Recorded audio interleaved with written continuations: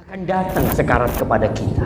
Dzalika ma kunta minhu tahid. Itu yang selama ini kau lari, kau kesana kemari, berusaha untuk menyelamatkan diri seakan-akan dari kematian. Lupa bahwasanya kau akan mati.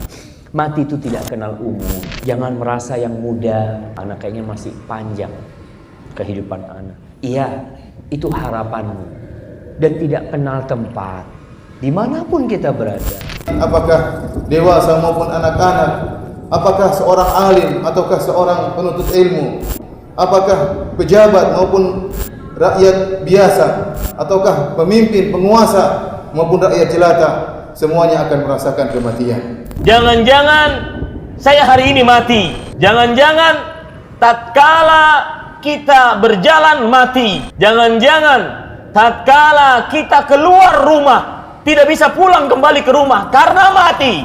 Jangan-jangan tatkala kita duduk di kursi kantor kita, di dalam pekerjaan kita, maka kita tidak bisa bangun karena mati. Jangan-jangan tatkala kita berada di atas kasur kita untuk tidur, beristirahat, jangan-jangan setelah ini bukannya bangun, akan tetapi kita dibawa dari atas kasur kita ke tempat pemandian mayat kita. Setiap jiwa pasti akan merasakan kematian. Maka mencari bekal sebanyak-banyaknya untuk kita menghadap kepada Allah Subhanahu wa Ta'ala.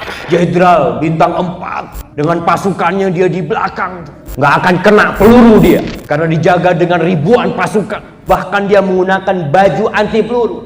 Malaikat maut tinggal cabut nyawanya, mati. Setelah Allah menceritakan detik-detik kematian, karena kita sering melihat orang mati. Kita sering mendengar namanya fulan, innalillahi wa inna ilaihi raji'un. Bahkan pundak kita udah berulang kali menggotong keranda. Dan tangan kita juga ikut menimbun yang mati di dalam kubur. Suatu saat yang ada di keranda itu adalah kita. Nama kita yang akan disebut pasti. Sebagaimana yang disebutkan oleh Allah Subhanahu wa Ta'ala di dalam surat Al-A'raf ayat 34. وَلِكُلِّ أُمَّةٍ أَجَلٌ فَإِذَا جَاءَ أَجَلُهُمْ لَا يَسْتَأْخِرُونَ سَاعَةً وَلَا يَسْتَقْدِمُونَ. Jika telah datang ajal batas waktu mereka, maka tidak akan pernah terlambat dan tidak akan pernah terlalu cepat. Berarti mengingat mati bagi siapapun, bagi yang masih muda, umurnya belasan, ataupun umurnya puluhan, banyaklah mengingat kematian. Sesungguhnya mendatangkan kebaikan. Barang siapa yang beriman kepada Allah dan hari akhir, maka kita akan memperbanyak dari ketakwaan kepada Allah, memperbanyak untuk kita beramal soleh.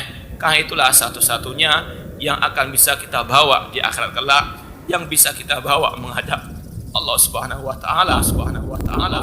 Ta'ala. Harta kita, keluarga kita, semuanya tidak bisa kita bawa. Yang bisa kita bawa adalah amal soleh kita. Ketika di alam barzakh, yang kita bisa bawa hanyalah amal soleh. Yang bisa membahagiakan kita adalah amal soleh. Oleh karena itulah Allah mengatakan, wa tazawwadu fa inna khairaz zadi taqwa.